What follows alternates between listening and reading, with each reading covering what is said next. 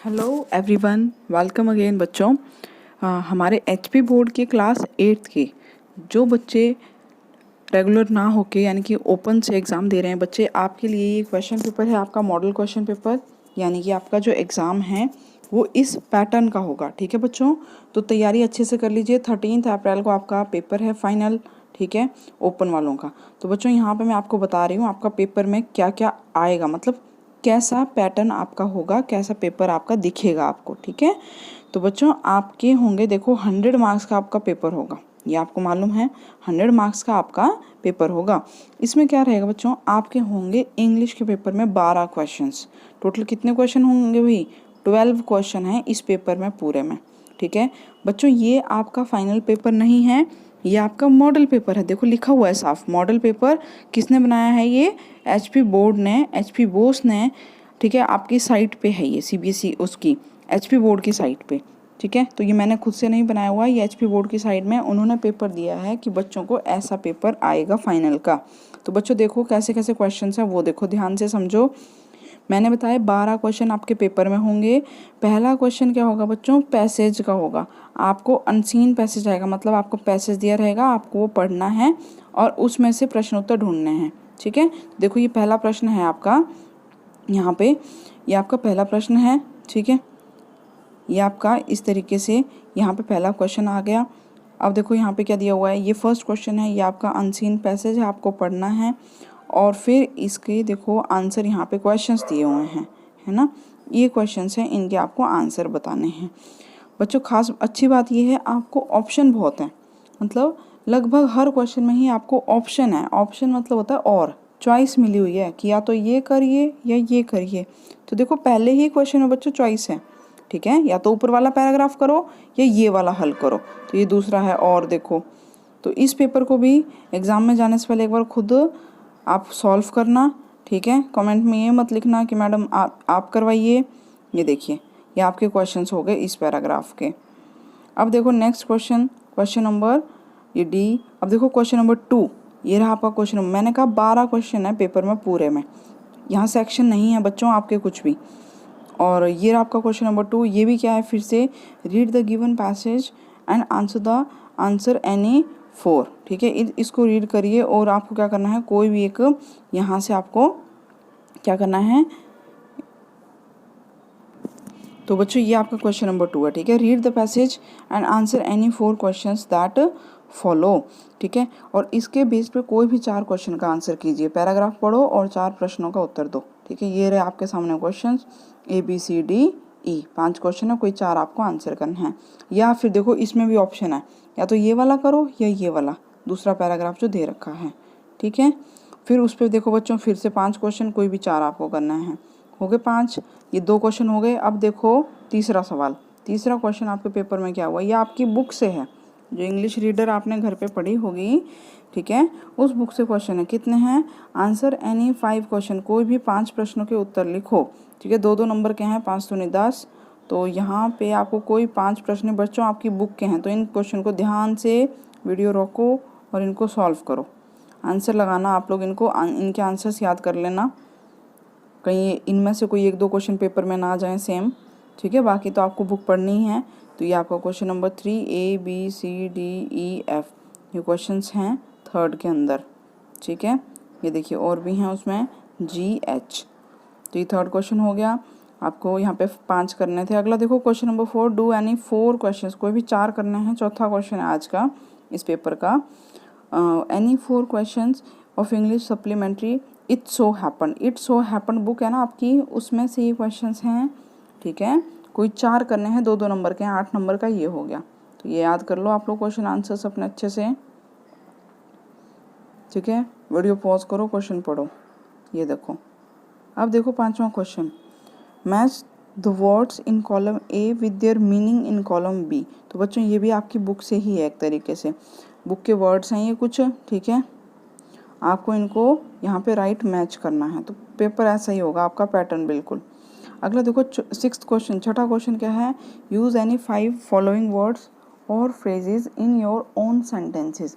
मतलब आपको ये वर्ड लिखे हुए हैं ना यहाँ पे, जो ये वर्ड्स दे रखे हैं, इन वर्ड्स को यूज़ करके सेंटेंस लिखने हैं। ठीक है, कोई 5 वर्ड लो और उनसे 5 वाक्य बनाओ। अगला देखो 7th नंबर का क्वेश्चन।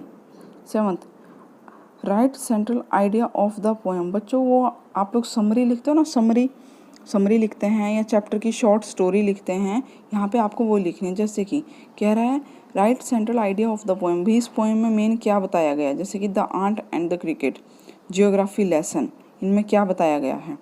ठीक है, या फिर देखो कितना सारे ऑप्शन में, एक कितने ऑप्शन है आपके पास, 1 2 या 3, ये करो कोई भी, इन 3 में से कोई भी एक करना है आपको। ठीक है, या what makes the child unhappy in the poem the school boy, बताओ, ये आपका क्वेश्चन है। ठीक है, और ये हो गया 7th का पहला ए, और 7th का दूसरा क्वेश्चन है बी, ये वाला।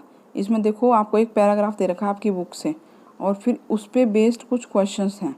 ठीक है, ये आपको एक पैराग्राफ है, आपको इस पे बेस्ड ऑफ क्वेश्चंस हैं, देखो ये रहे, इनके आपको आंसर बताने हैं।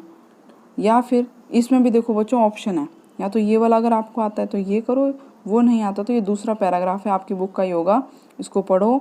ठीक है, और फिर उस पे बेस देखो ये क्वेश्चंस दे रखे हैं। ठीक है, उसके ऊपर ये क्वेश्चंस बनाए हुए हैं, इनके आपको आंसर करना। तो ये पैराग्राफ पढ़ो और उसमें से आंसर छांटो, बहुत आसान है।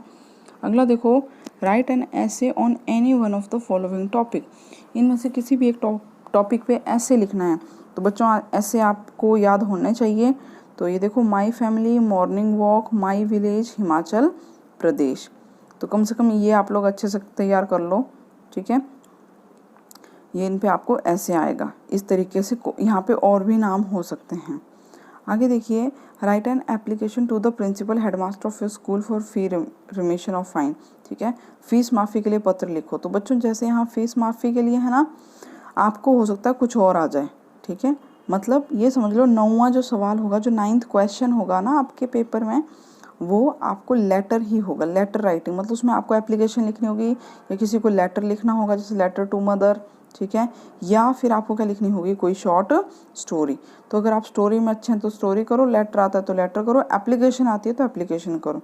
बताओ, इतना तो आसान पेपर है ना। अब देखिए 10th क्वेश्चन है बच्चों, क्या चेंज द 10th क्वेश्चन क्या है आपका, change the number of any 6 of the following nouns. ये आपको नाउन दे रखे हैं, इनका नंबर चेंज करना है, मतलब ये लगा लो number of any 6 of the noun, इनके बहुवचन बनाने हैं आपको। ठीक है, तो जैसे लीफ है, लीव्स हो जाएगा, बेबी बेबीज हो जाएगा। आगे देखो, अब ये क्वेश्चन सारे करने हैं। बी इसका 9th का बी, यहाँ पे ग्रामर आ गया बच्चों, ये ग्रामर सेक्शन शुरू हो चुका है आपका। Change the gender of 6 of the following words, इनके जेंडर बदलो, पुल्लिंग का स्त्रीलिंग करो, अपोजिट वर्ड लिखो, विपरीत अर्थ लिखने हैं। ठीक है, विलोम शब्द। Right 3 forms of the verb, verb की फॉर्म लिखनी है। ठीक है, पंक्चुएट द फॉलोइंग सेंटेंस, इस सेंटेंस को, इसमें पंक्चुएशन मतलब कहाँ कॉमा फुल स्टॉप, ये सब कहाँ लगना है। ठीक है, वो आपको इस वाले लाइन में लगाना है, तो ऐसा ही पेपर में आएगा आपको। फिर देखो fill in the blanks in any 4 of the given sentences, fill up भरने हैं एफ में, क्वेश्चन में किन्हीं 4 के। ठीक है, किसी भी 4 के आपको फिलअप सही सही भरने हैं, ग्रामर है ये सारा। 11th क्वेश्चन देखो, do as directed in the sentence, do any 10 sentence, मतलब आपके पास सेंटेंस लिखे हुए हैं, तो 11th क्वेश्चन में सेंटेंसेस लिख रखे हैं, आपको जो भी इसके ब्रैकेट में लिखा है वो काम करना है। जैसे my friend sings a song, तो इसको क्या कहा है, change into simple past tense, इसको आप किस में बदलो, जाके सिंपल पास्ट में बदलो। ठीक है, she is writing a poem, किस में बदलो, पास्ट कंटिन्यूस में बदलो। तो ये सब आपको यहाँ पर टेंसेस पे पूछा रखा है, टेंस, वॉइस, डायरेक्ट इनडायरेक्ट, जो भी आपका है, सेंटेंस कंप्लीशन, देखो कितने सारे ऑप्शंस हैं आपके पास। ठीक है, यहाँ से वीडियो पॉज करो, इनको सॉल्व करो बच्चों। ये देखिए नेक्स्ट देखो 12th और सबसे लास्ट क्वेश्चन आपके पेपर का होगा आपको, वो है translate any 6 of the following sentences into English. कोई भी 6 सेंटेंसेस को किस में ट्रांसलेट करो, इंग्लिश में ट्रांसलेट करो। ठीक है, किन्हीं 6 सेंटेंसेस को किस में ट्रांसलेट करो, इंग्लिश में ट्रांसलेट करो। तो ये आपको हिंदी में दे रखा है। ठीक है, सेंटेंसेस दे रखे हैं, इन 6 के किसी के इंग्लिश में ट्रांसलेट कर दो। तो बच्चों ये आपका पेपर है SOS वाले बच्चों का। जो फर्स्ट टाइम देख रहे हैं चैनल सब्सक्राइब कर लो, बाकी जो पेपर हैं उनकी वीडियो भी मैं अपलोड कर दूँगी। See you in the next video, take care, all the best.